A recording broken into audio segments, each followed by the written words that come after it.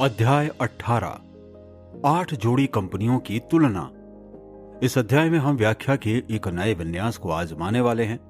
8 जोड़ी कंपनियों का चयन करके हम आशा करते हैं कि हम हाल के वर्षों में वित्तीय परिदृश्य पर पाए गए कई प्रकार के चरित्र, वित्तीय संरचना, नीतियों, प्रदर्शन और कॉरपोरेट उद्यमों के उतार चढ़ावों तथा निवेश और स्पेक्युलेटिव दृष्टिकोणों में से कुछ को एक ठोस और जीवंत तरीके से आपके समक्ष प्रस्तुत कर सकेंगे। ये कंपनियां स्टॉक एक्सचेंज सूची में एक दूसरे के बगल में दिखाई देती हैं या लगभग इतनी ही नजदीक हैं। प्रत्येक तुलना में हमने केवल उन्हीं पहलुओं पर टिप्पणी की है जिनका विशेष अर्थ और महत्व है। नंबर 1, जोड़ी real estate investment trust, stores, office, factories आदि तथा reality equity corporation of New York, real estate निवेश, सामान्य निर्माण। ये पहली तुलना में हम उस शब्द क्रम से दूर रहते हैं जो अन्य जोड़ियों में उपयोग हुआ है। इसका हमारे लिए विशेष महत्व है क्योंकि ऐसा प्रतीत होता है कि ये एक ओर वो सब कुछ अपने में समेटे हैं जो अन्य लोगों के पैसे को संभालने के पारंपरिक तरीकों में तर्कसंगत, स्थिर और आमतौर पर अच्छा रहा है। इसके विपरीत इसमें वर्तमान कॉरपोरेट जगत की वे बातें भी शामिल हैं जो अक्सर दूसरी कंपनी में लापरवाह विस्तार, वित्तीय बाजीगरी और रोलर कोस्टर परिवर्तन में पाई जाती हैं। दो उद्यम जिनके एक जैसे नाम हैं और अनेक वर्षों तक वे अमेरिकी स्टॉक एक्सचेंज की सूची में साथ साथ आते रहे, उनके स्टॉक टिकर निशान REI और REC के बीच सहज ही भ्रमित हुआ जा सकता है। लेकिन उनमें से एक स्थिर न्यू इंग्लैंड ट्रस्ट है जिसका प्रबंधन 3 ट्रस्टी करते हैं, जिसका परिचालन लगभग 1 सदी से जारी है और जो 1889 से डिविडेंड का लगातार भुगतान कर रहा है। इसमें पूरा समय एक ही प्रकार का नीतिज्ञ निवेश हुआ है जिससे इसका विस्तार सामान्य दर से हुआ और इसके ऋण के आंकड़े आसानी से संभाले जा सकते हैं। दूसरा उद्यम पारंपरिक है। न्यूयॉर्क के इस उद्यम ने अचानक तरक्की की जिसने 8 ही वर्षों में अपनी आस्तियों को $6.2 मिलियन से बढ़ाकर $154 मिलियन कर लिया और इसका ऋण भी उसी अनुपात में है। ये आम रियल एस्टेट परिचालन से नाना प्रकार की गतिविधियों वाला उपक्रम बन गया जिनमें 2 रेस ट्रैक, 74 मूवी थिएटर, 3 साहित्यिक एजेंसियां, एक public relation firm, hotel, supermarket और एक बड़ी कॉस्मेटिक्स फर्म जो 1970 में दिवालिया हो गई, इसमें 26% की हिस्सेदारी शामिल थे। कारोबारी उत्पादों के संगुट में इसी के अनुरूप विविधता वाले कॉरपोरेट साधन भी थे जिनमें निम्न शामिल हैं। नंबर 1, प्रिफर्ड स्टॉक्स $7 वार्षिक डिविडेंड के हकदार थे, लेकिन उनका सममूल्य केवल $1 था और जिनमें $1 प्रति शेयर का दायित्व था।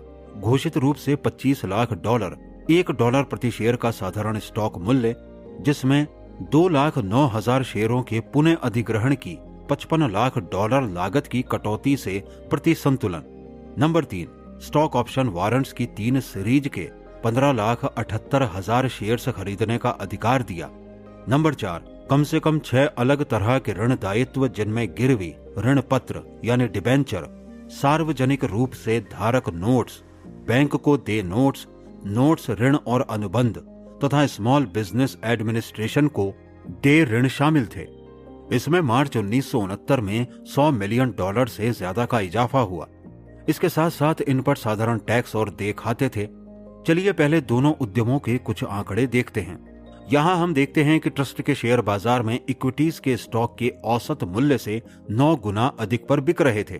ट्रस्ट एंटरप्राइजेस पर तुलनात्मक रूप से कम ऋण था और कुल से शुद्ध का बेहतर रेशियो था, लेकिन साधारण शेयरों का भाव प्रति शेयर आय की तुलना में ज्यादा था। हमने 8 वर्ष बाद की स्थिति पेश की थी। ट्रस्ट ने सहज तत्वों को जारी रखा था जिससे उनका रेवेन्यू और उनका प्रति शेयर आय दोनों में लगभग 3/3 इजाफा हुआ। लेकिन रियलिटी इक्विटीज एक ऐसी चीज में रूपांतरित हो गई जो भयानक और कमजोर थी। वॉल स्ट्रीट ने इन विविध घटनाक्रमों पर किस तरह प्रतिक्रिया दी? उसने ट्रस्ट पर कम से कम ध्यान दिया लेकिन रियलिटी इक्विटीज पर काफी ध्यान दिया। 1968 में रियलिटी इक्विटी तेजी से आगे बढ़कर 10 से 373/4 और सूचीबद्ध वारंट्स 6 से 361/2 पर पहुंच गए, जिनकी संयुक्त बिक्री 24,20,000 शेयर थी। ऐसा होने के दौरान ट्रस्ट के शेयर उचित मात्रा में स्थिर रूप से बढ़ते हुए 20 से 301/4 तक पहुंच गए। मार्च में 1969 की इक्विटीज की बैलेंस शीट में असेट वैल्यू केवल $3.41 प्रति शेयर दर्शाई गई थी, जो उस वर्ष उनके उच्च भाव के 10वें हिस्से से भी कम थी। ट्रस्ट के शेयरों की बुक वैल्यू $20.85 थी। अगले वर्ष ये साफ हो गया कि इक्विटीज की तस्वीर में सब कुछ ठीक नहीं है और भाव 91/2 तक गिर गए। जब मार्च 1970 की रिपोर्ट शेयर धारकों के सामने आई तो वे ये पढ़कर हैरान रह गए कि उद्यम को $1.32 करोड़ या $5.17 प्रति शेयर की शुद्ध हानि हुई थी, जिससे उनकी पहले से छोटी इक्विटीज लगभग पूरी तरह साफ हो गई थी। इस विनाशकारी आंकड़े में भविष्य में निवेश पर हानि का $88 लाख रिजर्व शामिल है। फिर भी निदेशकों ने साहसपूर्ण उस वित्त वर्ष के अंत के ठीक बाद 5 सेंट के अतिरिक्त डिविडेंड की घोषणा की, लेकिन और भी बड़ी समस्या दिखाई दी। कंपनी के ऑडिटर्स ने 1969-70 के फाइनेंशियल स्टेटमेंट्स को प्रमाणित करने से इनकार कर दिया और अमेरिकन स्टॉक एक्सचेंज में शेयरों का ट्रेड निलंबित हो गया। प्रत्यक्ष क्रय विक्रय बाजार में भाव बोली $2 प्रति शेयर से भी नीचे तक गिर गई। रियल एस्टेट इन्वेस्टमेंट ट्रस्ट के शेयर में 1969 के बाद पारंपरिक भाव अस्थिरता रही। 1970 में इसका 161/2 का न्यूनतम था, जिसमें 1971 के आरंभ में 265/6 तक का सुधार हुआ। इसकी नवीनतम रिपोर्टेड आय $1.50 प्रति शेयर थी और स्टॉक अपनी 1970 की $21.60 की बुक वैल्यू से कुछ हद तक ऊपर बिक रहा था। ये इशू 1968 में रिकॉर्ड हाई पर कुछ ओवर प्राइस था, लेकिन शेयर धारकों की सेवा ट्रस्टियों ने पूरी ईमानदारी से की। रियल एस्टेट इक्विटीज की कहानी अलग और खेदपूर्ण है। 2 जोड़ी एयर प्रोडक्ट्स और केमिकल, इंडस्ट्रियल और मेडिकल गैस आदि, और air reduction company, industrial gas और उपकरण रसायन। पहली जोड़ी के मुकाबले नाम और कारोबारी प्रकृति में ये दोनों काफी कुछ एक जैसे थे, इसलिए उनके बीच तुलना पारंपरिक रूप से प्रतिभूति विश्लेषण में है, जबकि हमारी ज्यादातर अन्य जोड़ियां स्वभाव से हेट्रोक्लाइट हैं। प्रोडक्ट्स नई कंपनी थी रिडक्शन की तुलना में, और 1969 में इसका वॉल्यूम दूसरी ओर से आधा था। फिर भी इसका equity issue air reduction stock से औसतन 25% से ज्यादा पर बिका। इसका कारण एयर रिडक्शन की बड़ी लाभप्रदता और इसके मजबूत ग्रोथ रिकॉर्ड दोनों से मिलता है। हमें यहाँ बेहतर गुणवत्ता दर्शाने के पारंपरिक परिणाम मिलते हैं। एयर रिडक्शन के केवल 9.1 गुना के मुकाबले एयर प्रोडक्ट्स अपनी सबसे पिछली आय के 161/2 गुना पर बिक रहा था। साथ ही एयर प्रोडक्ट अपने आस्ती आधार से काफी ज्यादा पर बिक रहा था, जबकि एयर रिडक्शन को इसकी बुक वैल्यू के मात्र 75% पर खरीदा जा सकता था। एयर रिडक्शन ने अधिक मुक्त भाव से डिविडेंड दिया, लेकिन ये एयर प्रोडक्ट्स को अपनी आय को अपने पास रखने की अधिक इच्छा को ही प्रदर्शित करता था। साथ ही एयर रिडक्शन की कार्यशील पूंजी स्थिति ज्यादा आरामदेह स्थिति में थी। इस बिंदु पर हम ये टिप्पणी कर सकते हैं कि एक लाभदायक कंपनी किसी न किसी रूप में स्थायी वित्त पोषण के माध्यम से अपनी वर्तमान स्थिति को हमेशा आकार में रख सकती है, लेकिन हमारे मानकों के अनुसार एयर प्रोडक्ट्स कुछ हद तक ओवर बॉन्ड था। यदि विश्लेषकों से इन दोनों कंपनियों के बीच किसी एक को चुनने को कहा जाए तो उन्हें ये निष्कर्ष निकालने में कोई कठिनाई नहीं होगी कि एयर प्रोडक्ट्स की संभावनाएं एयर रिडक्शन की तुलना में ज्यादा आशाजनक दिखाई देती थीं। लेकिन क्या ये एयर प्रोडक्ट्स को इसके अत्यधिक उच्च तुलनात्मक भाव को अधिक आकर्षक बनाता था? हमें संदेह है कि इस सवाल का सुनिश्चित शैली में जवाब हो सकता है। आमतौर पर वॉल स्ट्रीट अपनी सोच में गुणवत्ता को मात्रा से ऊपर रखता है और शायद अधिकांश प्रतिभूति विश्लेषक घटिया लेकिन सस्ते एयर रिडक्शन के मुकाबले बेहतर लेकिन महंगे एयर प्रोडक्ट्स का विकल्प चुनते। ऐसी प्राथमिकता सही साबित होगी या गलत, यह मुख्य रूप से किसी प्रत्यक्ष निवेश सिद्धांत की जगह अप्रत्याशित भविष्य पर निर्भर होती है। इस उदाहरण में एयर रिडक्शन कम गुणक वर्ग के महत्वपूर्ण कंपनी समूह में आती है। यदि जैसा कि उपरोक्त उल्लिखित अध्ययन संकेत करता है कि ये समूह कुल मिलाकर अपने मामले में अधिक बेहतर परिणाम दे सकता है बजाय उच्च गुणक स्टॉक्स के, तब तार्किक रूप से एयर रिडक्शन को प्राथमिकता दी जाएगी, लेकिन केवल विविधीकृत परिचालन के भाग रूप में। साथ ही एकल कंपनियों के पूर्ण अध्ययन से विश्लेषक विपरीत निष्कर्ष तक भी पहुंच सकता है, लेकिन ये उन कारणों से परे होना चाहिए जो पिछले प्रदर्शन में पहले ही दिखाई दे चुके हैं। परिणाम: एयर प्रोडक्ट्स एयर रिडक्शन से ज्यादा बेहतर साबित हुआ। 1970 के मध्य में जब इसमें 24% की जगह 16% की गिरावट रही, हालांकि रिडक्शन ने वर्ष 1971 की शुरुआत में बेहतरीन वापसी की और अपने 1969 के बंद भाव के मुकाबले 50% तथा प्रोडक्ट्स के मुकाबले 30% से ज्यादा की वृद्धि की।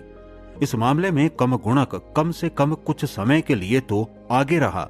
तीसरी जोड़ी अमेरिकन होम प्रोडक्ट्स कंपनी, दवाएं, कॉस्मेटिक्स, घरेलू उत्पाद, कैंडी और अमेरिकन हॉस्पिटल सप्लाई कंपनी, अस्पताल, आपूर्ति और उपकरण के वितरक और निर्माता। ये दोनों ही 1969 के अंत में $1 बिलियन गुडविल कंपनियां थीं जो तेजी से बढ़ते और अत्यधिक लाभकारी स्वास्थ्य उद्योग के विभिन्न खंडों का प्रतिनिधित्व करती थी। हम इन्हें क्रमशः होम और हॉस्पिटल कहकर संबोधित करेंगे। इन दोनों में निम्न अनुकूल बिंदु समान थे। शानदार ग्रोथ, 1958 के बाद कोई असफलता नहीं, अर्थात 100% आय स्थिरता और मजबूत वित्तीय परिस्थितियां। 1969 के अंत तक हॉस्पिटल की ग्रोथ रेट तुलनात्मक रूप से होम से अधिक थी। वहीं दूसरी ओर होम ने बिक्री और पूंजी दोनों में ही काफी हद तक बेहतर मुनाफे का आनंद लिया।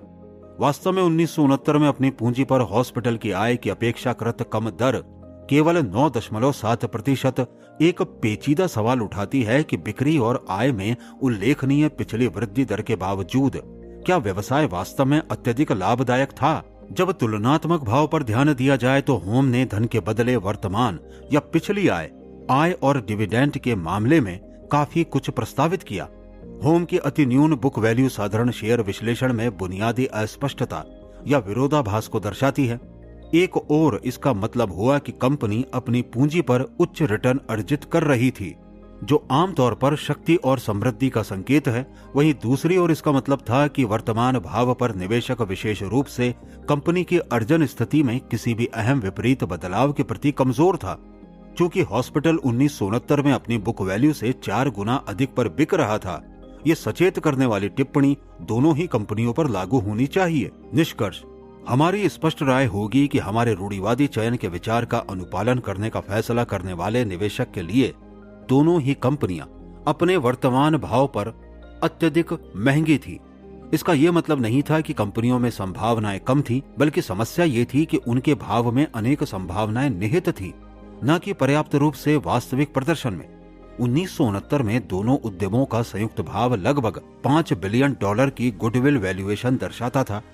कितने वर्षों तक शानदार भावी आय प्राप्त करनी होगी कि गुडविल फैक्टर डिविडेंड या वास्तविक आस्तियों का रूप ले सके। लघु आवधिक परिणाम, 1969 के अंत में बाजार में बेशक पूरे समय होम के मुकाबले हॉस्पिटल की आय संभावना उच्च थी, क्योंकि होम से लगभग 2 गुने गुणक हॉस्पिटल को मिले। ऐसा होने पर पसंदीदा इशू में 1970 की आय में सूक्ष्म गिरावट दिखाई दी, जबकि होम ने सम्मानित 8% लाभ हासिल किया। हॉस्पिटल के मार्केट भाव ने इस 1 वर्षीय निराशा पर महत्वपूर्ण प्रतिक्रिया दी। फरवरी 1971 में यह 32 पर बिका, जो इसके 1969 के बंद भाव में 30% का नुकसान था, जबकि होम की इसके समतुल्य स्तर से थोड़े अधिक पर बोली लगी। चौथी जोड़ी H&R ब्लॉक इनकॉर्पोरेशन, आयकर सेवा और ब्लू बेल इनकॉर्पोरेशन, कर्मी पोशाक वर्दियों आदि के निर्माता। न्यूयॉर्क स्टॉक एक्सचेंज में तुलनात्मक रूप से नई होने के कारण दोनों कंपनियां एक दूसरे के निकट थी, जहां वे दोनों बिल्कुल अलग तरह की सफलता की कहानियों का प्रतिनिधित्व करती थी। ब्लू बेल एक अत्यधिक प्रतिस्पर्धी उद्योग में मुश्किल रास्ते से आगे आई थी, जिसमें वो अंततः सबसे बड़ा कारक बन गई थी। इसकी आय में उद्योग की स्थितियों के अनुसार उतार चढ़ाव होता रहता था, लेकिन 1965 से ही इसकी ग्रोथ प्रभावशाली थी। कंपनी का परिचालन 1916 से हो रहा था और 1923 से इनका सतत डिविडेंड रिकॉर्ड रहा था। 1969 के अंत में बाजार ने इस इशू के प्रति कोई उत्साह नहीं दिखाया, जिससे इसके S&P कंपोजिट इंडेक्स के लगभग 17 के मुकाबले इसका प्राइस अर्निंग रेशियो केवल 11 का था। इसके उलट H&R ब्लॉक का उत्थान त्वरित था। इसके पहले प्रकाशित आंकड़े 1961 से थे, जिस वर्ष उन्होंने $6,10,000 के रेवेन्यू पर $83,000 कमाए, लेकिन 8 वर्ष बाद हमारी तुलना की तारीख पर इसका रेवेन्यू $53.6 मिलियन और शुद्ध आय $6.3 मिलियन पर पहुंच गई। उस वक्त इस शानदार प्रदर्शन करने वाले के प्रति शेयर बाजार का नजरिया उन्माद से कम नहीं था। 1969 के अंत में 55 का भाव उसकी अंतिम 12 माही रिपोर्टेड आय से 100 गुना ज्यादा था। जो कि निश्चित ही उस वक्त तक का सबसे बड़ा था। उसके स्टॉक इश्यू का कुल बाजार मूल्य $300 मिलियन था, जो इसके शेयरों के पीछे की वास्तविक आस्तियों से लगभग 30 गुना था। गंभीर शेयर बाजार मूल्य निर्धारण में ऐसा संभवतः पहले कभी नहीं सुना गया। उस वक्त IBM 9 गुना पर और Xerox 11 गुना बुक वैल्यू पर बिक रहे थे। डॉलर आंकड़ों और रेशो में ब्लॉक और ब्लू बेल के तुलनात्मक मूल्य निर्धारण में असाधारण विसंगतियों को दर्शाती है। वास्तविकता तो यह है कि ब्लॉक ने प्रति डॉलर पूंजी पर ब्लू बेल की लाभप्रदता से 2 गुना प्रदर्शन किया था और पिछले 5 वर्षों में आय में इसकी प्रतिशत वृद्धि व्यवहारिक रूप से शून्य की स्थिति से बहुत ज्यादा थी। लेकिन स्टॉक एंटरप्राइजेस होने के कारण ब्लू बेल की बिक्री ब्लॉक के कुल मूल्य से 1/3 से भी कम पर हो रही थी, जबकि ब्लू बेल का कारोबार तकरीबन 4 गुना ज्यादा था। आय उसके स्टॉक से तकरीबन 21/2 गुना थी। वास्तविक निवेश तकरीबन 51/2 गुना था और भाव पर 9 गुना तक डिविडेंड यील्ड दिया था। सांकेतिक निष्कर्ष: एक अनुभवी विश्लेषक ब्लॉक की उत्कृष्ट गति को स्वीकार करता, जिसमें भविष्य की तरक्की की शानदार संभावनाएं निहित थीं। उसमें भले ही आयकर सेवा क्षेत्र में गंभीर प्रतिस्पर्धा के खतरों को लेकर थोड़ी हिचक हो सकती थी, लेकिन ब्लॉक द्वारा हासिल किया उत्तम पूंजी रिटर्न इसे प्रलोभित करता। लेकिन अत्यधिक प्रतिस्पर्धी क्षेत्रों में एवॉन प्रोडक्ट्स जैसी उत्कृष्ट कंपनियों की निरंतर सफलता को ध्यान में रखते हुए वो ब्लॉक के विकास वक्र के तेजी से सपाट होने की भविष्यवाणी करने में संकोच करता। उसकी मुख्य चिंता ये होती कि कहीं कंपनी के लिए $300 मिलियन का मूल्यांकन पहले से ही पूरी तरह से मूल्यवान तो नहीं था, और शायद इस उत्कृष्ट कारोबार से जो उम्मीद की जा सकती थी वो सबसे अधिक हो गया था। इसके उलट ब्लू बेल को एक अच्छी कंपनी के रूप में अनुशंसित करने में विश्लेषक को थोड़ी कठिनाई होनी चाहिए थी, जिसके भाव काफी परंपरागत ढंग के थे। मार्च 1971 के परिणाम: 1970 में लगभग घबराहट वाली गिरावट में ब्लू बेल का भाव 1/4 तथा ब्लॉक का भाव लगभग 1/3 कम हो गया। तब दोनों ही आम बाजार के असाधारण सुधार में शामिल हुए। फरवरी 1971 में ब्लॉक का भाव बढ़कर 75 हो गया, लेकिन ब्लू बेल थोड़ा अधिक चढ़ा और 109 के बराबर हो गया। 2 पर 3 स्प्लिट के बाद साफ है 1969 के अंत में ब्लू बेल वस्तुतः ब्लॉक से ज्यादा बेहतर खरीद साबित हुआ। लेकिन ब्लॉक उस स्पष्ट रूप से बढ़े हुए भाव से लगभग 35% तक आगे बढ़ने में सक्षम था। यह तथ्य दर्शाता है कि अच्छी कंपनियों की शॉर्ट सेल में विश्लेषकों और निवेशकों को कितना सावधान रहना चाहिए। शब्द या कार्य से चाहे कोटेशन कितना भी ऊंचा प्रतीत हो रहा हो। 5वीं जोड़ी: इंटरनेशनल फ्लेवर्स एंड फ्रेगनेंस, अन्य कारोबारों के लिए फ्लेवर्स आदि, और इंटरनेशनल हार्वेस्टर कंपनी, ट्रक निर्माता, फार्म मशीनरी, भवन निर्माण मशीनरी। इस तुलना में एक से अधिक हैरान कर देने वाली चीजें हैं। इंटरनेशनल हार्वेस्टर को हर कोई जानता है। ये डाउ जोन्स इंडस्ट्रियल एवरेज के 30 दिग्गजों में से एक है। हमारे पाठकों में से कितनों ने इंटरनेशनल फ्लेवर्स एंड फ्रेगनेंस का नाम सुना है, जो न्यूयॉर्क स्टॉक एक्सचेंज सूची में हार्वेस्टर की नजदीकी पड़ोसी है। फिर भी कहने में आश्चर्यजनक है कि 1969 के अंत में IFF वास्तव में हार्वेस्टर से अधिक कुल बाजार मूल्य पर बिक रहा था, $747 मिलियन बनाम $710 मिलियन। ये तब और भी आश्चर्यजनक हो जाता है जब ज्ञात होता है कि हार्वेस्टर की स्टॉक कैपिटल फ्लेवर्स से 17 गुना और वार्षिक बिक्री 27 गुना थी। बस 3 ही वर्ष पूर्व हार्वेस्टर की शुद्ध आय फ्लेवर्स की 1969 की बिक्री से ज्यादा बड़ी थी। ऐसी असाधारण विसंगतियां किस तरह विकसित हुई? इसका जवाब 2 जादुई शब्दों में निहित है: लाभप्रदता और विकास। फ्लेवर्स ने इन दोनों ही वर्गों में शानदार काम किया, जबकि हार्वेस्टर में काफी चीजें वांछित थी। यहाँ हम फ्लेवर्स को बिक्री में 14.3% के सनसनीखेज मुनाफे के साथ देखते हैं। आयकर के पूर्व यह आंकड़ा 23 था, जिसके हार्वेस्टर के मात्र 2.6% से तुलना कीजिए। इसी तरह फ्लेवर्स ने अपने स्टॉक कैपिटल पर 19.7% अर्जित किए, जबकि हार्वेस्टर का आंकड़ा अपर्याप्त 5.5% था। 5 वर्षों में फ्लेवर्स की शुद्ध आय लगभग 2 गुनी हो गई, जबकि हार्वेस्टर की लगभग स्थिर थी। 1969 से 1959 के बीच की तुलना में भी ऐसे ही आंकड़े थे। प्रदर्शन में ये अंतर मूल्यांकन में एक पारंपरिक स्टॉक मार्केट विचलन उत्पन्न करता है। फ्लेवर्स 1969 में अपनी अंतिम रिपोर्टेड आय से 55 गुना और हार्वेस्टर केवल 10.7 गुना पर बिका था। इसके साथ ही फ्लेवर्स अपनी बुक वैल्यू से 10.4 गुना पर बिका था, जबकि हार्वेस्टर अपने कुल मूल्य से 41% छूट पर बिका था। टिप्पणी और निष्कर्ष। यहाँ सबसे पहली टिप्पणी यही है कि हार्वेस्टर की बाजार सफलता का आधार पूरी तरह से इनका अपने केंद्रीय कारोबार का विकास करना था और इसमें किसी भी तरह की कॉरपोरेट तिकड़मबाजी, अधिग्रहण कार्यक्रम, शीर्ष भारी पूंजीकरण संरचना और हाल के वर्षों के वॉल स्ट्रीट के अन्य सुपरिचित अभ्यास शामिल नहीं थे। कंपनी अत्यंत लाभप्रद कार्यों में व्यस्त रही और बस यही इसकी पूरी कहानी है। हार्वेस्टर का रिकॉर्ड बिल्कुल अलग तरह के सवालों को जन्म देता है, लेकिन इनका हाई फाइनेंस से कोई संबंध नहीं है। आखिर क्यों इतनी सारी शानदार कंपनियां लंबे समय की सामान्य समृद्धि के बाद भी तुलनात्मक रूप से अलाभकारी हो गई? 21.2 बिलियन डॉलर से अधिक के कारोबार का क्या फायदा यदि संस्थान इतना ना कमा सके जो शेयर धारकों के निवेश को पर्याप्त रूप से न्याय संगत ठहरा सके? इसका समाधान देना हमारा काम नहीं है, लेकिन हम जोर देकर कहते हैं कि न केवल प्रबंधन बल्कि सामान्य शेयर धारकों को समझना चाहिए कि कोई समस्या है और उससे निपटने के लिए सबसे बेहतरीन दिमागों और सर्वश्रेष्ठ संभव प्रयासों की आवश्यकता है। साधारण शेयर चयन की दृष्टि से कोई भी इशू हमारे पैमाने पर ठोस, तार्किक रूप से आकर्षक, मध्यम भाव निवेश नहीं होता। फ्लेवर्स पारंपरिक रूप से शानदार, सफल लेकिन अत्यधिक मूल्य वाली कंपनी थी। हार्वेस्टर का प्रदर्शन इतना औसत था कि इसे डिस्काउंट भाव भी सचमुच आकर्षक नहीं बना सकता था। निसंदेह यथोचित भाव वर्ग में बेहतर मूल्य भी उपलब्ध थे। 1971 के परिणाम। हार्वेस्टर के कम भाव ने 1969 के अंत में इसे 1970 की बुरी टूट के दौरान और ज्यादा गिरने से बचा लिया। इसे मात्र 10% अधिक का नुकसान हुआ। फ्लेवर्स ज्यादा कमजोर साबित हुआ और इसमें 45 की गिरावट आई, जो 30% का नुकसान था। अगले सुधार में दोनों ही बढ़ गए, जो उनके 1969 के बंद भाव से ज्यादा था, लेकिन हार्वेस्टर जल्दी ही फिर से 25 के स्तर तक गिर गया। छठी जोड़ी। मैग्रा एडिसन, सार्वजनिक उपयोगिता और उपकरण, घरेलू सामान। मैग्रा हिल इनकॉर्पोरेशन, पुस्तकें, फिल्में, अनुदेश सिस्टम, पत्रिकाएं और समाचार पत्र प्रकाशक, सूचना सेवाएं। इस जोड़ी के नाम काफी एक जैसे हैं, जिन्हें हम एडिसन और हिल कहेंगे। ये दोनों बिल्कुल भिन्न क्षेत्रों के काफी बड़े और सफल उपक्रम थे।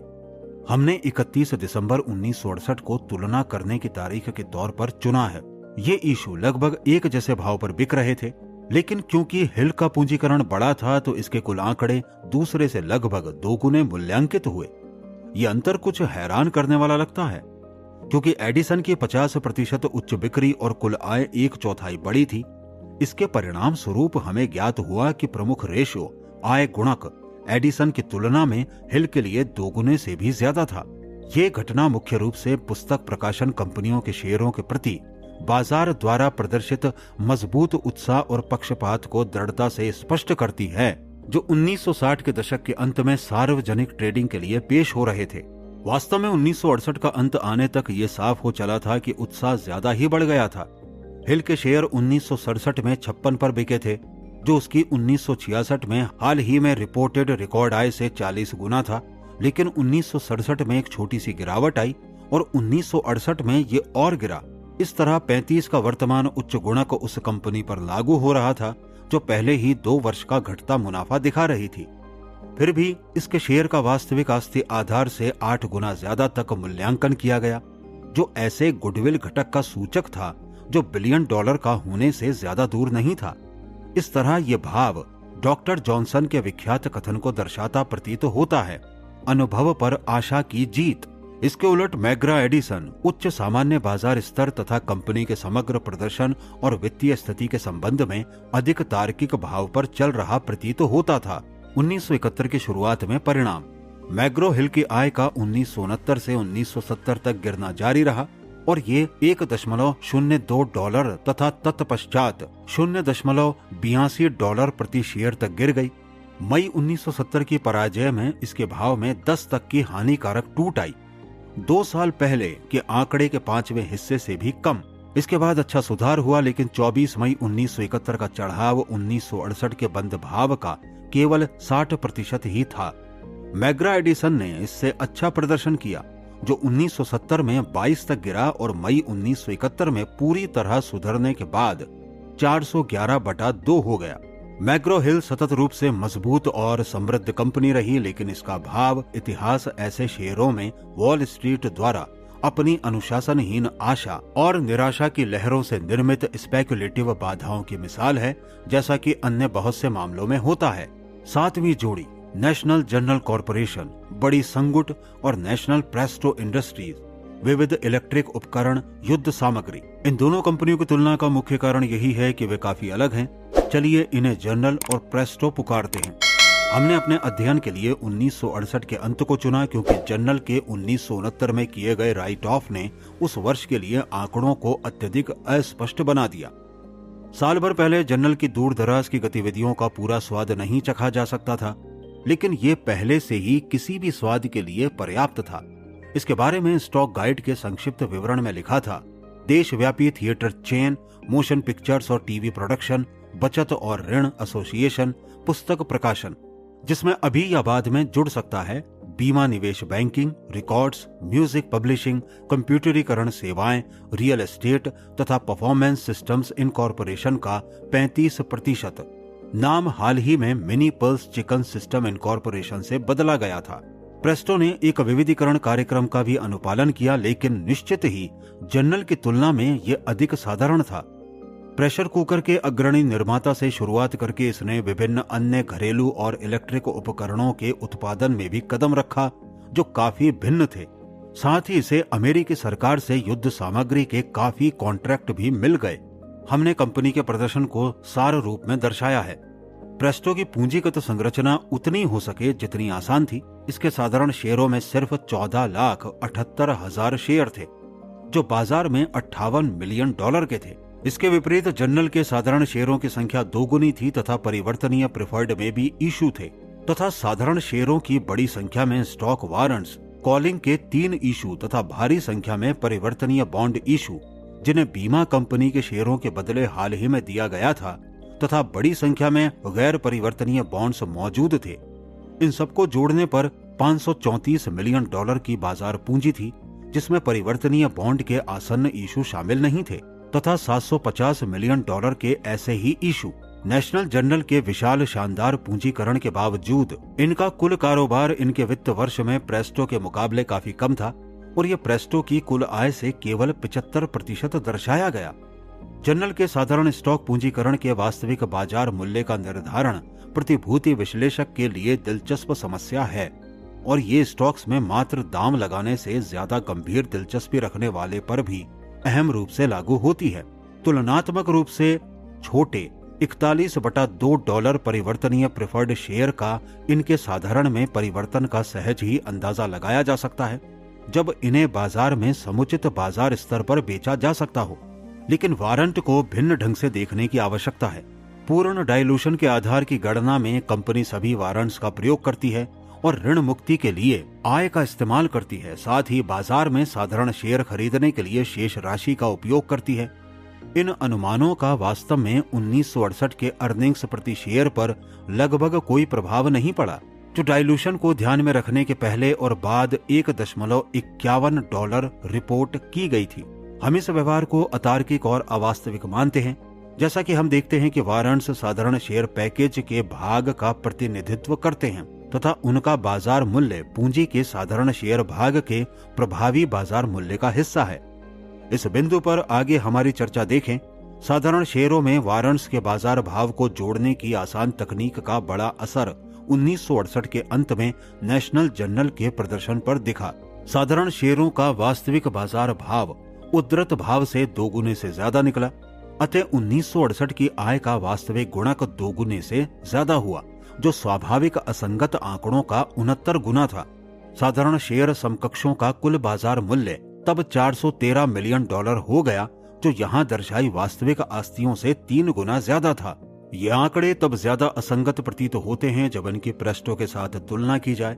यहाँ कोई सवाल पूछ सकता है कि प्रेस्टो का उसकी वर्तमान आय से केवल 6.9 गुना मूल्य कैसे लग सका, जबकि जनरल के गुणक उससे तकरीबन 10 गुना ज्यादा थे। प्रेस्टो के सभी रेशियो काफी संतोषप्रद थे। वास्तव में ग्रोथ के आंकड़े संदिग्ध थे। हमारे ये कहने का अर्थ है कि कंपनी अपने युद्धकालीन कार्यों में निसंदेह काफी लाभ में थी। और शेयर धारकों को शांति काल में अपना मुनाफा घटने के लिए तैयार रहना चाहिए था, लेकिन संतुलन सहित प्रेस्टो एक ठोस और तार्किक भाव पर निवेश की सभी आवश्यकताओं पर खरी उतरती थी, जबकि जर्नल में 1960 के दशक के अंतिम काल के पारंपरिक संगुट के सभी लक्षण मौजूद थे। इसमें कॉरपोरेट गजट और दिखावटी संकेतों की भरमार थी, लेकिन बाजार की बोली के पीछे ठोस मूल्य नहीं थे।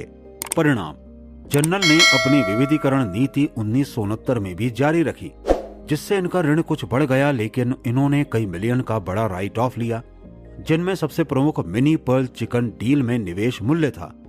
अंतिम आंकड़ों ने टैक्स पूर्व $72 मिलियन का और टैक्स बाद $46.4 मिलियन का नुकसान दिखाया। 1969 में शेयरों के भाव गिरकर 161/2 रह गए और 1970 में 9 तक घट गए, जो इनके 1968 के शीर्ष 60 का मात्र 15% था।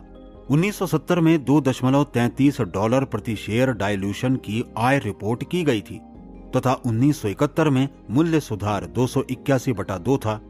नेशनल प्रेस्टो ने 1969 और 1970 दोनों में ही अपनी प्रति शेयर आय को बढ़ाया, जिससे इन्हें 10 वर्ष का अबाधित ग्रोथ मुनाफा हुआ।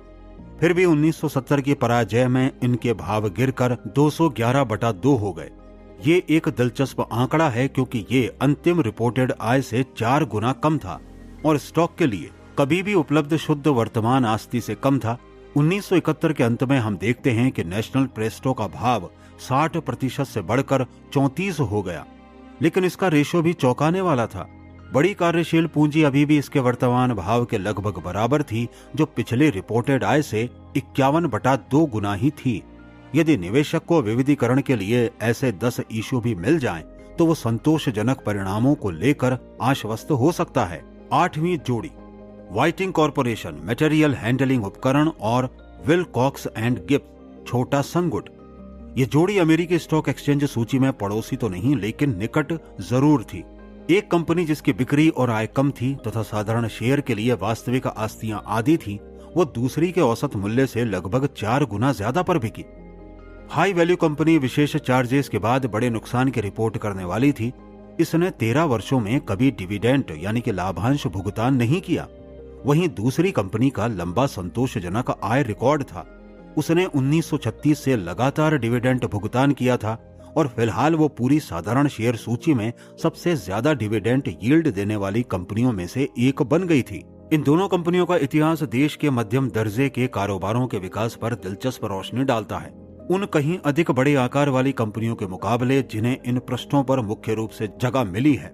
वाइटिंग 1896 में स्थापित हुई और इस तरह ये कम से कम 75 साल पुरानी थी।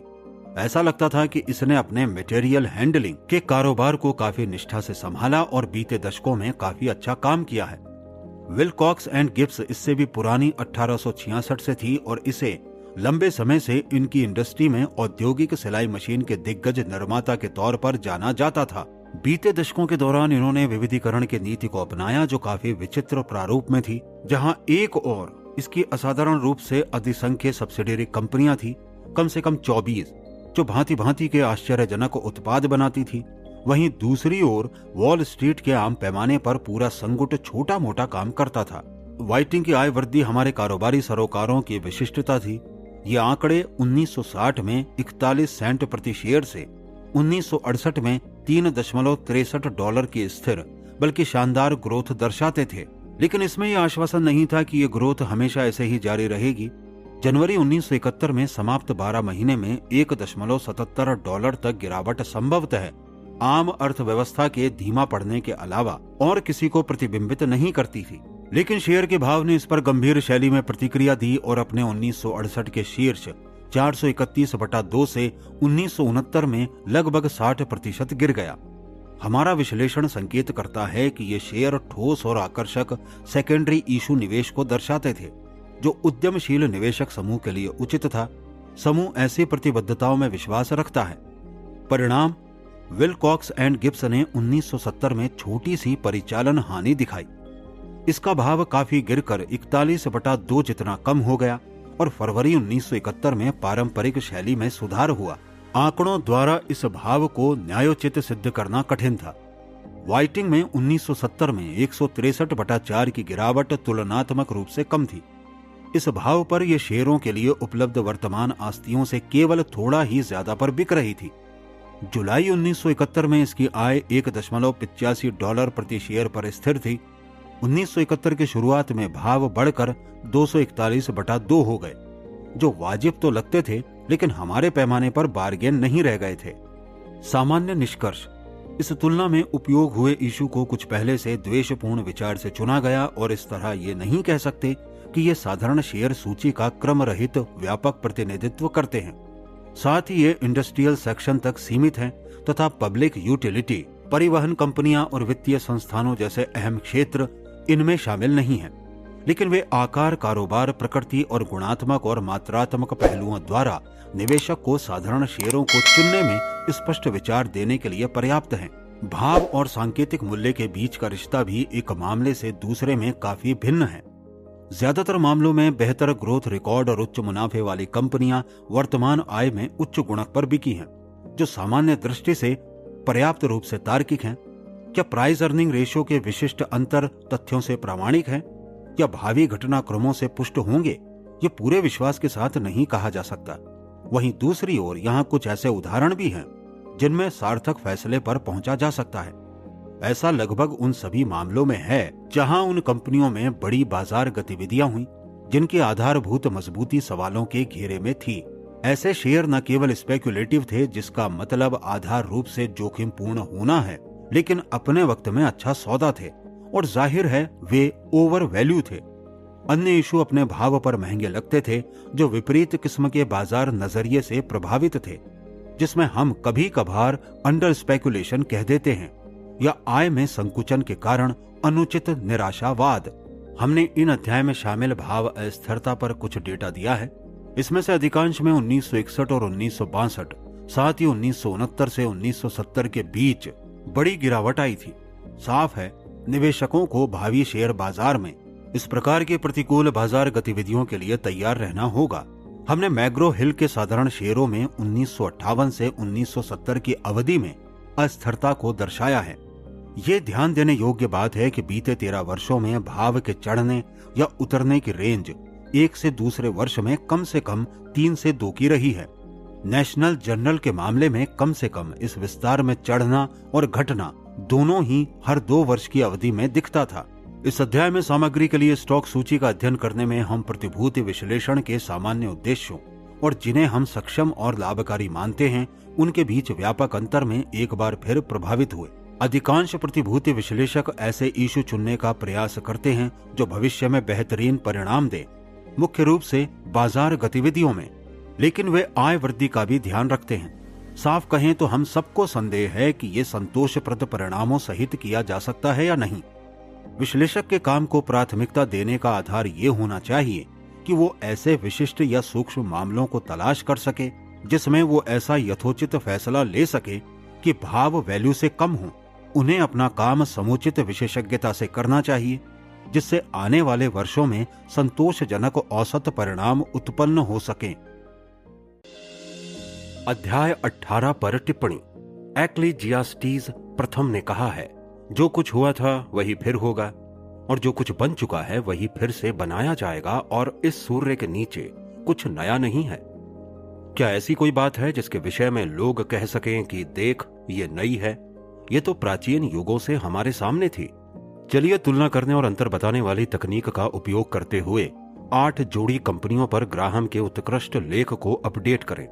इस तकनीक को उन्होंने कोलंबिया बिजनेस स्कूल और न्यूयॉर्क इंस्टीट्यूट ऑफ फाइनेंस में अपने व्याख्यान में अग्रणी बनाया था। ध्यान रखें कि यह सारांश इन स्टॉक्स का वर्णन केवल निर्दिष्ट अवधि के लिए करते हैं। सस्ते स्टॉक बाद में ओवर प्राइस हो सकते हैं, महंगे स्टॉक्स सस्ते हो सकते हैं। अपने जीवन काल में लगभग हर एक स्टॉक कभी ना कभी बार्गेन रहा होता है, जो कभी महंगा हो जाता है। निश्चित ही अच्छी और बुरी कंपनियां होती हैं, लेकिन अच्छे स्टॉक जैसी कोई चीज नहीं होती। केवल शेयरों के अच्छे भाव हो सकते हैं जो आते जाते रहते हैं। पहली जोड़ी सिस्को और सिस्को, CISCO और SYSCO, 27 मार्च 2000 को CISCO सिस्टम्स इनकॉर्पोरेशन दुनिया की सबसे मूल्यवान कॉरपोरेशन बन गई जब इसके शेयरों ने कुल मूल्य में $548 बिलियन को स्पर्श किया। सिस्को इंटरनेट पर डेटा डायरेक्ट करने के लिए उपकरण बनाती थी। उसने अपना शेयर जनता को पहली बार केवल 10 वर्ष पूर्व बेचा था। यदि आपने शुरुआती प्रस्ताव पर सिस्को का शेयर खरीदा होता और इसे रखे रहते तो आपको इतना लाभ होता जो किसी सिरफिरे की लिखी गलत संख्या प्रतीत होती। 1,03,697% या 217% का औसत वार्षिक रिटर्न। अपनी पिछली 4 वित्त तिमाही में सिस्को ने रेवेन्यू के रूप में $14.9 बिलियन और आय के रूप में $4.5 बिलियन अर्जित किए। इसके अलावा SYSCO कॉरपोरेशन भी है जो संस्थागत रसोइयों को खाना सप्लाई करती है और बीते 30 वर्षों से सार्वजनिक रूप से ट्रेड हो रही है। बीती 4 तिमाही में SYSCO ने $17.7 बिलियन का रेवेन्यू दिया जो कि CISCO यानी सिस्को से लगभग 20% ज्यादा है, लेकिन इनकी शुद्ध आय केवल $457 मिलियन थी। $1.7 बिलियन के बाजार मूल्य के साथ SYSCO के शेयर इसकी आय से 26 गुना ज्यादा पर ट्रेड हुए थे, जो 31 PE रेशो के बाजार औसत से काफी कम था।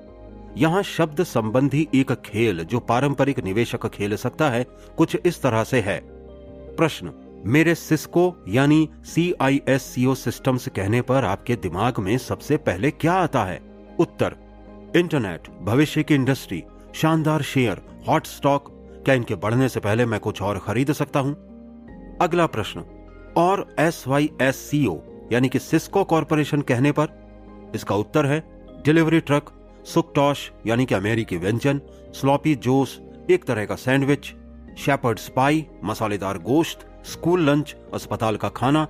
माफ करें, मुझे और भूख नहीं है। ये सुस्थापित बात है कि लोग अक्सर स्टॉक्स का एक मानसिक मूल्य निर्धारित कर लेते हैं जो मुख्य रूप से उस काल्पनिक तस्वीर पर आधारित होता है जो कंपनियां हमारे भीतर बैठाती हैं, लेकिन इंटेलिजेंट इन्वेस्टर हमेशा गहराई में जाते हैं। देखिए, CISCO सिस्को और SYSCO सिस्को, इन दोनों के फाइनेंशियल स्टेटमेंट में क्या संदेहास्पद मिला। CISCO के रेवेन्यू में ग्रोथ और आय मुख्यतः अधिग्रहण से आए थे। केवल सितंबर महीने में ही सिस्को ने 11 अन्य फर्मों को खरीदने में $10.2 बिलियन चुकाए थे। इतनी सारी कंपनियों को इतनी जल्दी कैसे मिला लिया गया? इसके साथ ही मोटे तौर पर सिस्को की बीते 6 महीने की आय उसके कारोबार से नहीं बल्कि इसके अधिकारियों और कर्मचारियों द्वारा स्टॉक ऑप्शन के उपयोग से मिले टैक्स ब्रेक से हुई थी। और सिस्को यानी CISCO ने निवेश बेचकर $5.8 बिलियन का लाभ कमाया और $6 बिलियन के और खरीद लिए।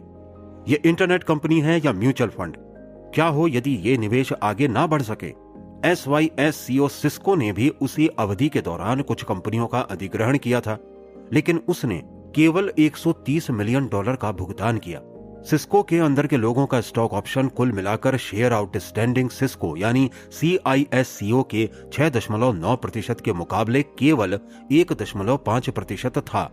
यदि अंदर के लोग भी अपने ऑप्शन नकद करवा लेते तो SYSCO की आय का प्रति शेयर डाइल्यूशन CISCO सिस्को से बहुत कम होता और SYSCO ने अपना तिमाही डिविडेंड 9 सेंट प्रति शेयर से 10 सेंट प्रति शेयर बढ़ा दिया होता। CISCO ने किसी डिविडेंड का भुगतान नहीं किया। अंत में, जैसा कि वॉर्टन के फाइनेंस प्रोफेसर जेरेमी सीगल ने उल्लेख किया, CISCO सिस्को जितनी बड़ी कोई भी कंपनी कभी इतनी तेजी से विकास नहीं कर सकती कि अपने 60 से ज्यादा के प्राइस अर्निंग रेशियो को न्यायोचित सिद्ध कर सके। फिर 200 से ज्यादा के PE रेशियो की बात तो छोड़ ही दीजिए। एक बार जब कोई कंपनी भीमकाय हो जाती है तो उसकी ग्रोथ धीमी होनी चाहिए, अन्यथा ये सारी दुनिया को निगल जाएगी। महान अमेरिकी व्यंग्यकार एम्ब्रोस बियर्स ने ऐसी 2 चीजों की व्याख्या करने के लिए इनकॉम्पॉसिबल शब्द गढ़ा, जो अलग अलग तो बोधगम्य है लेकिन एक साथ मौजूद नहीं हो सकती।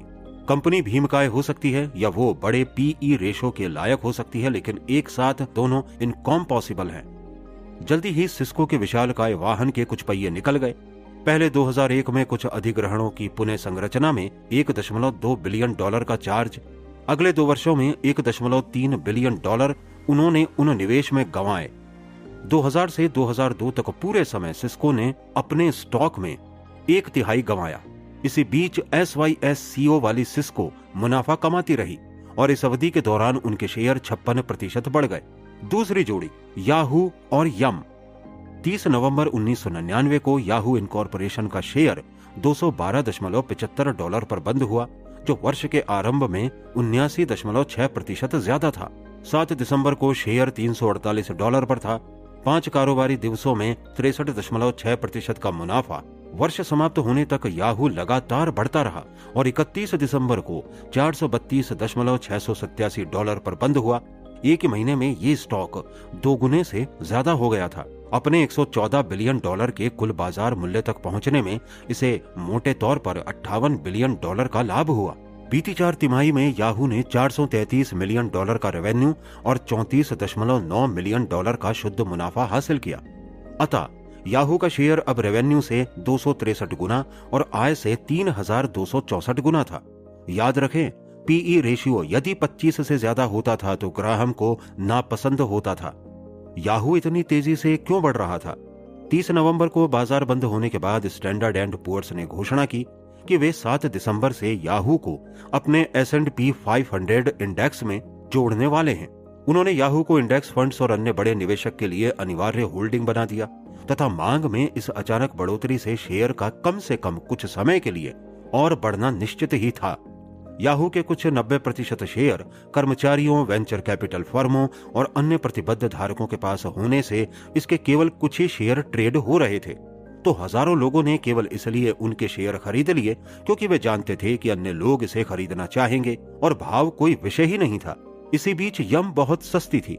पहले पेप्सिको का हिस्सा रही कंपनी हजारों केंटकी फ्राइड चिकन, पिज्जा हट और टैको बेल रेस्तरां चलाने वाली यम ने बीती 4 तिमाही में $8 बिलियन का रेवेन्यू पैदा किया, जिस पर $633 मिलियन का मुनाफा हुआ, जो याहू से आकार में 17 गुना बड़ा था। फिर भी 1999 के अंत में यम का स्टॉक मूल्य मात्र $5.9 बिलियन या याहू के पूंजीकरण से 1/19 था। इस भाव पर यम का शेयर इसके आय से केवल 9 गुना ज्यादा और रेवेन्यू से केवल 73% पर बिक रहा था। जैसा कि ग्राहम कहा करते थे, लघु अवधि में बाजार वोटिंग मशीन के जैसा है, लेकिन दीर्घावधि में यह वजन की मशीन जैसा है। याहू इस लघु आवधिक लोकप्रियता प्रतियोगिता में विजेता रहा था, लेकिन अंत में महत्व केवल उसकी आय का था, जो याहू के पास शायद ही थी। जब बाजार ने वोट देने की जगह वजन करना आरंभ किया तो तराजू का पलड़ा यम की तरफ झुकने लगा। 2000 से लेकर 2002 के बीच यम 25.4% बढ़ गया, जबकि याहू ने 92.4% गंवा दिए। तीसरी जोड़ी कॉमर्स वन तथा कैपिटल वन। मई 2000 में कॉमर्स वन इनकॉर्पोरेशन अभी पिछले जुलाई से ही सार्वजनिक रूप से ट्रेड होने लगी थी। अपनी पहली वार्षिक रिपोर्ट में कंपनी ने, जो कॉर्पोरेट खरीद विभाग के लिए इंटरनेट एक्सचेंज डिजाइन करती थी, मात्र $385 मिलियन की आस्तियां दर्शाई तथा $63 मिलियन की शुद्ध हानि और मात्र $34 मिलियन का कुल रेवेन्यू रिपोर्ट किया। इस छोटी सी कंपनी का शेयर इसके आईपीओ के वक्त से लगभग 900% बढ़ गया था और 15 बिलियन के कुल बाजार पूंजीकरण का स्पर्श कर रहा था। क्या ये ओवर प्राइस था?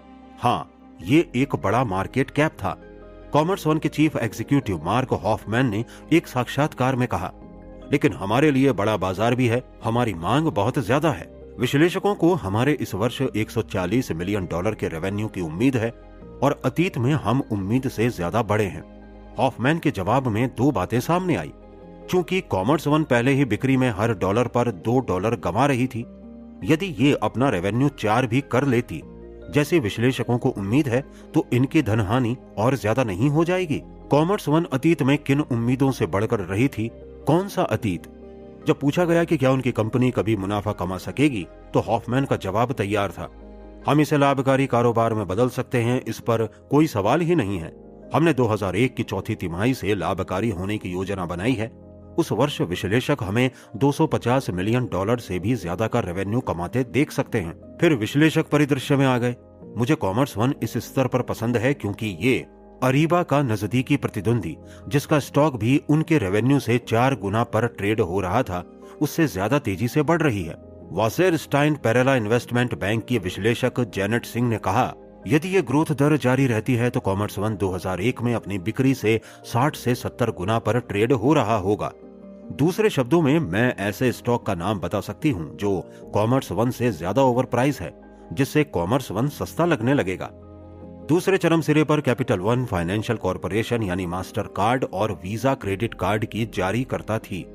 जुलाई 1999 से मई 2000 तक इसके स्टॉक में 21.5% का नुकसान हुआ। फिर भी 1999 में कैपिटल वन की कुल आस्तियां $12 बिलियन की थीं और इसे $363 मिलियन की आय हुई, जो पिछले वर्ष से 32% ज्यादा थी। लगभग $7.3 बिलियन के बाजार मूल्य के साथ ये स्टॉक कैपिटल वन की शुद्ध आय से 20 गुना पर बिका। कैपिटल वन में सब कुछ ठीक नहीं था। कंपनी ने मुश्किल से कर्ज से अपने रिजर्व को बढ़ाया था, जो खराब हो सकता था। भले ही डिफॉल्ट की दरों में मंदी के दौरान उछाल आता है, लेकिन इसके शेयर का भाव संभावित समस्या के कम से कम जोड़े जोखिम को दर्शा रहा था। इसके बाद क्या हुआ? 2001 में कॉमर्स वन ने $409 मिलियन का रेवेन्यू पैदा किया। दुर्भाग्य से इसे इस रेवेन्यू पर $2.6 बिलियन या $10.30 प्रति शेयर की शुद्ध हानि हुई। वहीं दूसरी ओर कैपिटल वन ने 2000 से 2002 तक लगभग $2 बिलियन की शुद्ध आय अर्जित की। इन 3 वर्षों में इसका स्टॉक शेयर 38% कम हुआ, जो संपूर्ण स्टॉक मार्केट से ज्यादा बुरा नहीं था। कॉमर्स वन को हालांकि अपने मूल्य पर 99.7% की हानि हुई। हॉफमैन और उनके अपने विश्लेषकों की जगह ट्रेडर्स को 1999 में कॉमर्स वन की वार्षिक रिपोर्ट की ईमानदारी चेतावनी पर ध्यान देना चाहिए था। हम कभी शुद्ध मुनाफे में नहीं रहे, हम निकट भविष्य में शुद्ध हानि की उम्मीद लगा रहे हैं और हम शायद कभी लाभकारी नहीं हो सकेंगे। चौथी जोड़ी, पाम और 3Com। 2 मार्च 2000 को data networking company 3Com corporation ने पॉम इनकॉर्पोरेशन में अपनी 5% हिस्सेदारी आम जनता को बेच दी। पाम स्टॉक का शेष 95% अगले कुछ ही महीनों में 3Com शेयर धारकों में विस्तृत होने वाला था। उनके 3Com के प्रत्येक शेयर के लिए निवेशकों को पाम के 1.525 शेयर दिए जाने थे। तो इस तरह आप पाम के 100 शेयर 2 तरीकों से ले सकते थे, आईपीओ में अपना रास्ता बनाने का प्रयास करके, या 3Com के 66 शेयर खरीद लें और प्रतीक्षा करें जब तक मुख्य कंपनी शेष पाम स्टॉक्स को वितरित नहीं करती। 3Com के हर एक शेयर पर पाम का 1.5 शेयर मिलने से आपके पास नई कंपनी के 100 शेयर हो जाएंगे और इसके साथ ही आपके पास 3Com के 66 शेयर तो होंगे ही। लेकिन कुछ महीनों तक कौन रुकना चाहेगा? जहां 3Com का मुकाबला सिस्को जैसे दिग्गजों से हो रहा था, वहीं पाम हाथ में पकड़े जाने वाले डिजिटल ऑर्गेनाइजर के सरगर्म क्षेत्र में सिरमौर थी। पाम का शेयर अपने $38 के प्रस्तावित भाव से कूदकर $95.06 पर बंद हुआ, जो 150% का पहले दिन का रिटर्न था। इस तरह पाम का मूल्य अपने पिछले 12 महीने की आय से 1350 गुना ज्यादा था। इसी दिन 3Com के शेयर का भाव $104.13 से गिरकर 81.81 पर आ गया। उस दिन पाम के भाव पर ध्यान रखते हुए 3Com कितने पर बंद हुआ, ये गणित करना आसान है। 3Com का हर शेयर पाम के 1.525 शेयर पाने का पात्र था। पाम का हर शेयर $95.06 पर बंद हुआ, यानी कि 1.525 गुणा $95.06 बराबर $144.97। सिर्फ पाम में अपनी हिस्सेदारी के आधार पर 3Com के प्रति शेयर की इतनी कीमत थी। इस तरह $81.81 पर ट्रेडर्स का कहना था कि 3Com के बाकी सभी कारोबारों को जोड़ने पर इनकी कीमत ऋणात्मक $63.16 प्रति शेयर होगी, या कुल $22 बिलियन घटाना होगा। सचमुच इतिहास में कभी भी किसी भी स्टॉक का इतना मूर्खतापूर्ण भाव नहीं लगा, लेकिन इसमें एक झूल था। जैसे 3Com वास्तव में ऋणात्मक $22 बिलियन नहीं था, पाम की भी वास्तविक कीमत उसकी आय से 1350 गुना नहीं थी। 2002 के अंत में दोनों शेयर हाईटेक मंदी का शिकार बने, लेकिन ये पाम के शेयर धारक थे जिन्हें वास्तविक मार लगी, क्योंकि उन्होंने संपूर्ण सहज सोच को तभी ताक पर रख दिया था जब इसे पहले खरीदा था। 5वीं जोड़ी, CMGI और CGI। 2000 की शुरुआत CMGI इनकॉर्पोरेशन के लिए धमाके के साथ हुई, जब इसका शेयर 3 जनवरी को $163.22 को छू गया, जो इसके मात्र 1 वर्ष पूर्व के भाव से 1126% ज्यादा था। कंपनी, जो इंटरनेट इंक्यूबेटर थी, कई तरह के ऑनलाइन कारोबार करने वाली स्टार्टअप फर्मों का वित्त पोषण और अधिग्रहण करती थी, जिनमें द globe.com और लाइकोस जैसे शुरुआती सितारे भी आते थे। वित्त वर्ष 1998 में जब इसका स्टॉक 98 सेंट से बढ़कर $8.52 हुआ, CMGI ने इंटरनेट कंपनियों में पूर्ण और आंशिक हिस्सेदारी हासिल करने में $53.8 मिलियन खर्च कर दिए। वित्त वर्ष 1999 में जब इसका शेयर $8.52 से बढ़कर $46.09 हुआ, CMGI ने $104.7 मिलियन बाहर निकाले और 1999 के अंतिम 5 महीनों में जब इसका शेयर बढ़कर $138.44 पर पहुंचा, तब CMGI ने अधिग्रहण पर $4.1 बिलियन खर्च किए। ये सारा धन लगभग CMGI का अपना कमाया था। इसके साधारण शेयरों का मूल्य अब कुल $40 बिलियन से ज्यादा था। ये एक तरह से जादुई धन का घूमता हिंडोला था। CMGI के अपने शेयर जितने ज्यादा बढ़ते, वो उतना ही ज्यादा खरीदारी में सक्षम होती। CMGI जितना खरीदने में सक्षम होता, उसका शेयर उतना ही बढ़ता जाता। पहली बार शेयर इस अफवाह के साथ बढ़े कि CMGI इन्हें खरीद लेगी। इसके बाद जब CMGI ने इन्हें अधिग्रहित कर लिया, इसका अपना स्टॉक इसलिए बढ़ गया क्योंकि उन्होंने खुद उन्हें खरीद लिया था। किसी को परवाह नहीं थी कि CMGI ने पिछले वित्त वर्ष में अपने परिचालन पर $127 मिलियन गंवाए थे। CMGI के एंडोवर मुख्यालय के दक्षिण पश्चिम में 70 मील से भी कम की दूरी पर वेबस्टर, मैसाचुसेट्स के कॉमर्स ग्रुप इनकॉर्पोरेशन का मुख्य ऑफिस था। CGI में वो हर बात थी जो CMGI में नहीं थी। ये ऑटोमोबाइल बीमा करती थी, मुख्य रूप से मैसाचुसेट्स के ड्राइवरों का। यह पुराने उद्योग का शांत स्टॉक था। 1999 में इसके शेयरों में 23% का नुकसान हुआ, जबकि इनकी शुद्ध आय $89 मिलियन थी, जो 1998 के स्तर से केवल 7% कम हुई थी। CGI ने 4% से ज्यादा का डिविडेंड भुगतान भी किया था। CMGI ने कोई भुगतान नहीं किया। कुल $870 मिलियन के शुद्ध बाजार मूल्य के साथ CGI का शेयर कंपनी ने 1999 में जो भी कमाया था उससे 10 गुना से कम पर ट्रेड हो रहा था। और तभी अचानक ही जब उल्टा हो गया, CMGI का जादुई धन हिंडोला झटके के साथ रुक गया। इनके .com के शेयरों का भाव बढ़ना रुक गया और सीधे नीचे आने लगे। उन्हें मुनाफे के साथ नहीं बेचा जा सकता था। CMGI की मूल्य हानि का असर उनकी आय पर भी हुआ।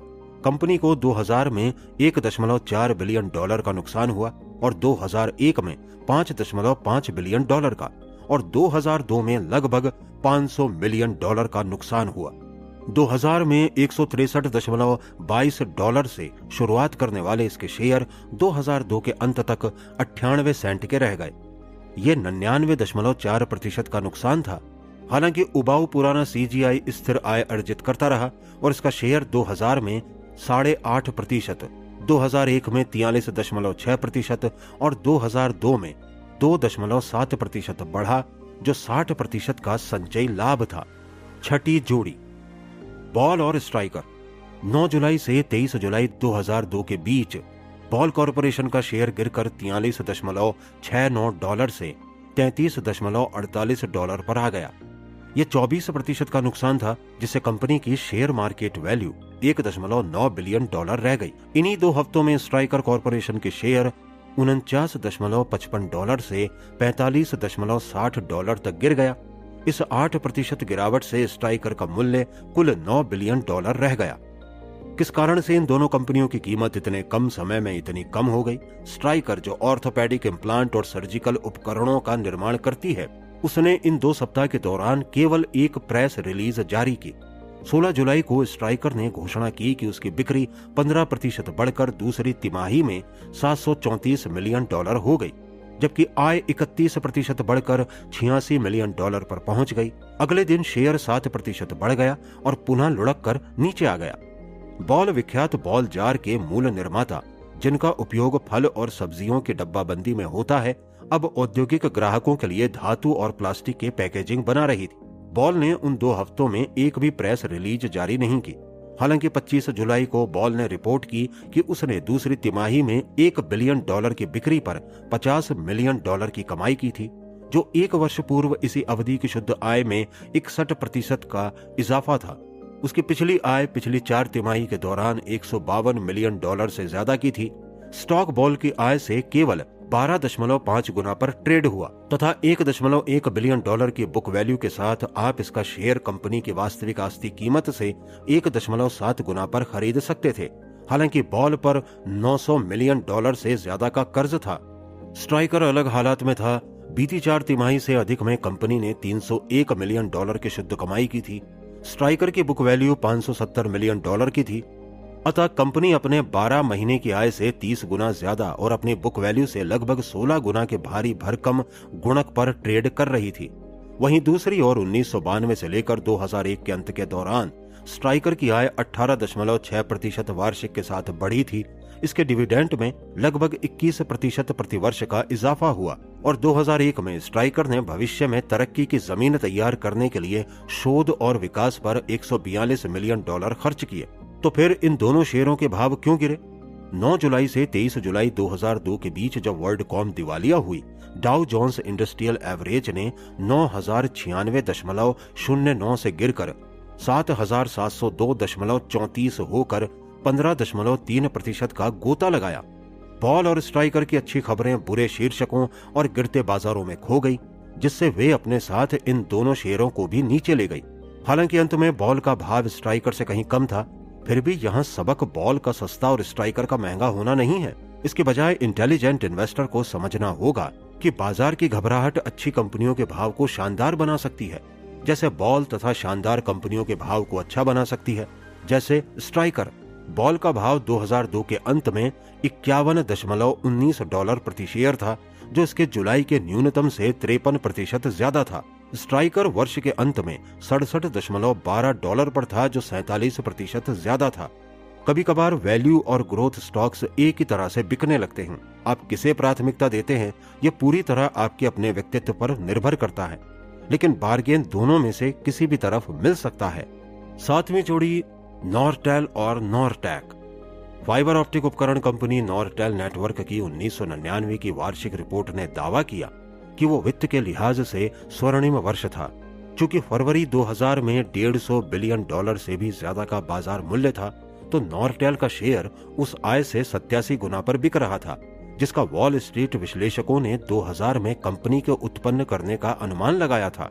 यह अनुमान कितना सटीक था? नॉरटेल के बकाया खाते, ग्राहक बिक्री, जिसके बिलों का अभी भुगतान नहीं हुआ था, एक ही वर्ष में $1 बिलियन बढ़ गए थे। कंपनी ने इस बढ़त का कारण 1999 की चौथी तिमाही में ज्यादा बिक्री को बताया था। फिर इन्वेंट्री भी $1.2 बिलियन बढ़ गई थी, जिसका मतलब था कि नॉरटेल उस अधिक बिक्री से भी ज्यादा तेजी से उपकरणों का निर्माण कर रहा था। इसी बीच नॉरटेल की लंबी अवधि से लटकी प्राप्तियों, कई वर्षों के अनुबंध के कारण अभी भुगतान नहीं हुए बिल ने $519 मिलियन से $1.4 बिलियन की छलांग लगाई और नॉरटेल के लिए अपनी लागत, बिक्री और आम प्रबंधन खर्च या ओवरहेड को नियंत्रित करना कठिन हो रहा था, जो 1997 में रेवेन्यू के 17.6% से बढ़कर 1999 में 18.7% हो गए थे। सब सामने था।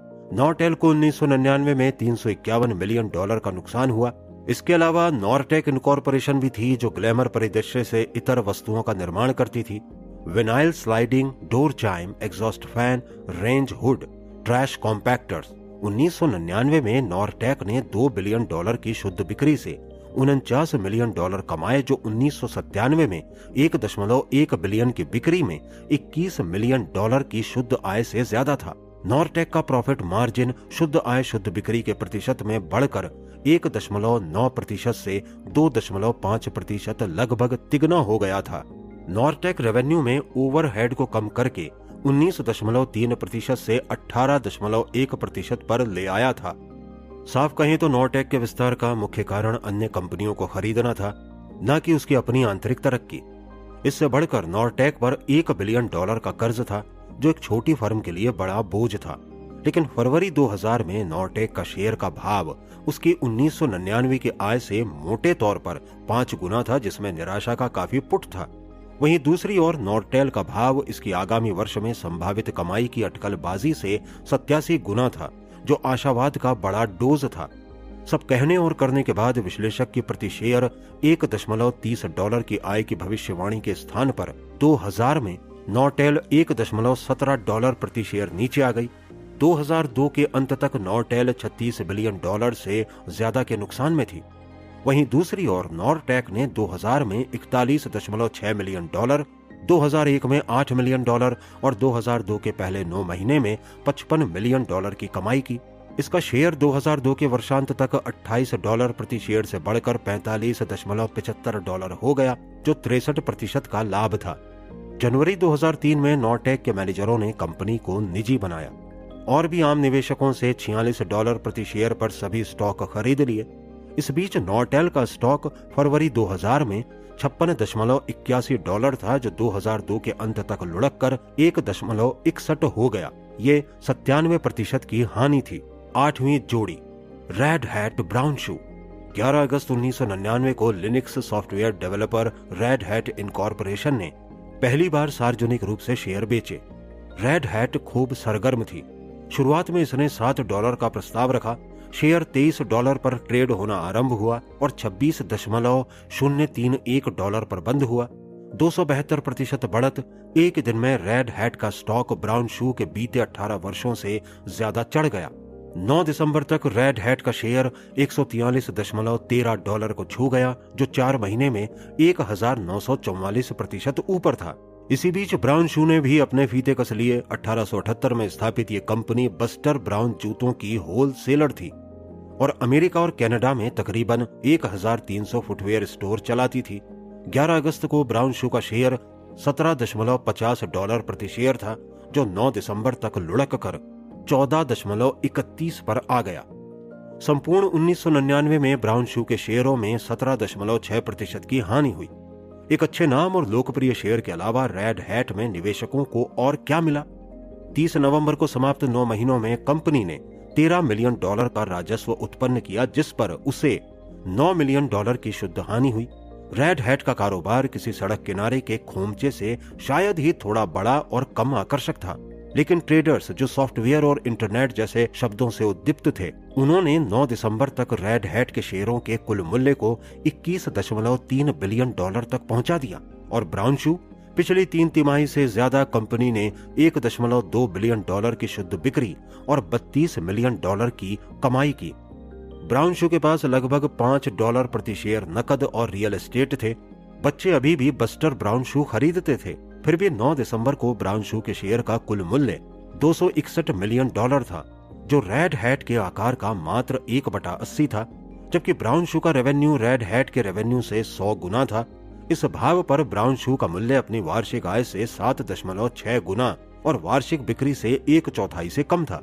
वहीं दूसरी ओर रेड हैट का कोई मुनाफा नहीं हुआ, जबकि उसके स्टॉक उसकी वार्षिक बिक्री से 1000 गुना ज्यादा पर बिक रहे थे। रेड हैट कंपनी घाटे की तरफ बढ़ रही थी। जल्दी ही उसके शेयरों के साथ भी यही होने लगा। हालांकि ब्राउन शू ने अच्छा मुनाफा कमाया और उनके शेयर धारकों ने भी। हमने क्या सीखा?